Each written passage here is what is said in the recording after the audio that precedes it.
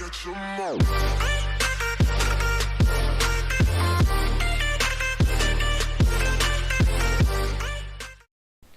YouTube, what's going on? This is John Bass, and I'm bringing you a whole new video about a bit of speculation that I have had partially inspired by some other content creators. Pyromancer and Accolon specifically. The rest came from the Before the Storm novel, which we'll talk about momentarily. Spoiler alert, by the way, because I'm going to be going over some specific excerpts from the newest Warcraft novel. So if you haven't read it yet and don't want to hear about it, then go ahead and click off this video now. So let's get into it. My first hint to this idea came when the post-Antor cinematics were released. When I saw the interaction between Gallywix and Sylvanas, and the sketchy way he tells her, "Don't worry, War Chief, I got people on it," when she asks if the Alliance know anything about the Azerite. If there is one thing I understand that has been long known in game, it's that you never trust a goblin, let alone a trade prince. You see, goblins become trade princes in a rather brutal way. They lie, cheat, and kill until they're the top dog of their sub-faction, or cartel. Goblins have also been well known to be generally faction neutral when it came down to the Horde and Alliance, and typically work with whoever pays the most. They have multiple times in the past created weapons of war for the highest bidder, and aren't against aiding in crimes of war such as the bombing of Theramore by creating and selling these weapons to both factions. They profit from war, and money is everything to goblins. First, let's take a more detailed look at the possibility of Gallywix committing an atrocity like this specifically for the purpose of profit. Now, here's where the book spoilers come in. There was a particular quote from the Before the Storm novel that really tipped me off and made me think.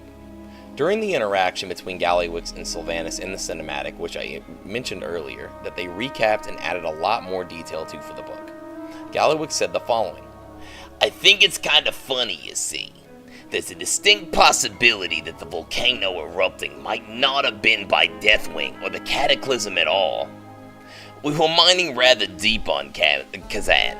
Real deep. So deep, in fact, that we might have found something we weren't quite expecting. Only a small vein of liquid that turned into solid and changed color when exposed to the air, which we later find out is Azerite." So basically, what I'm getting at this point is that if he's willing to destroy his own homeland and kill tens of thousands of his own people, why wouldn't he burn Teldrassil in a time of great faction tension, to then put himself in the most profitable position of all? War. So how about the potentially tentacly future I predicted earlier?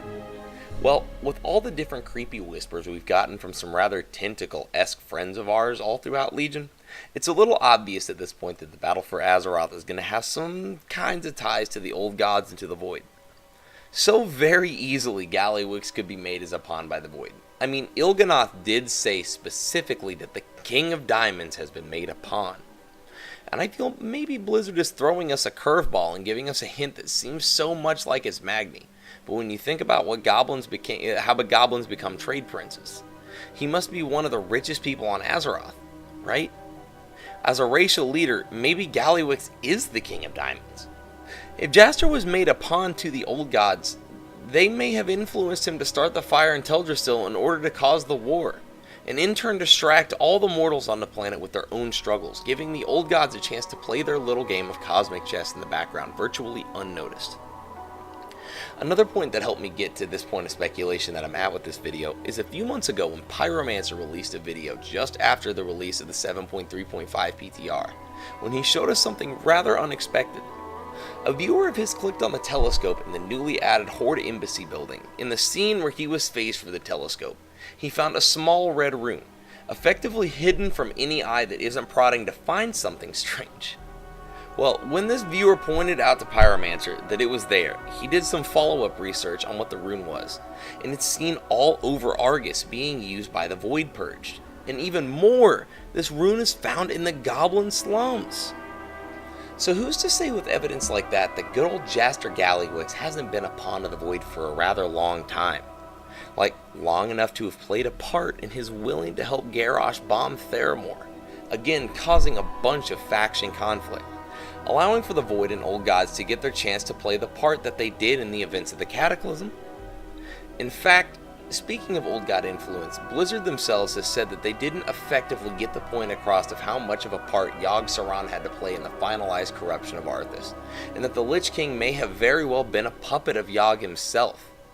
So Bolvar sitting in the same throne that Arthas did, in a castle made out of Yogg-Saron's solidified blood, that maybe he is the one giving Bolvar visions and whispers he keeps talking about all throughout the Death Knight Glass Hall campaign? Blizzard didn't just put those quests in the game for no reason, or to add some spice to a slightly dead class. I think they're hinting at a massive plot point to either this upcoming expansion, or even the next after that.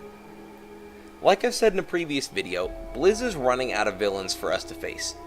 So it's pretty genius on their part, in fact, that they're taking a questline from a class-restricted bit of content, and making that the only hint at potential future conflicts.